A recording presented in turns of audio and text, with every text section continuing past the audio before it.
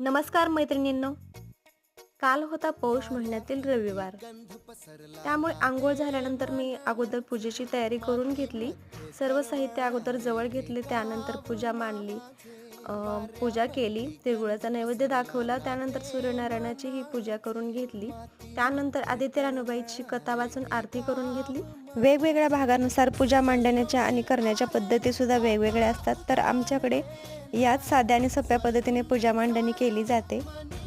आणि आज रविवार होता तरी सुद्धा आमच्या भैयाला शाळेमध्ये जायचं होतं. त्याची 9 ते 12 शाळा होती. त्यामुळे मी इथे आज सकाळी सकाळी सुशिला बनवायला घेतला होता. या गडबडीमध्ये आज आणखीन पाणी आलेलं होतं. आमच्याकडे 4 ते 5 दिवसानंतर पाणी येतं. अगोदर मी सुशिला बनवला. गरम गरम सुशिला भैयाला आणि त्याच्या बाबांना दिला आणि त्यानंतर मी चहा घेतला.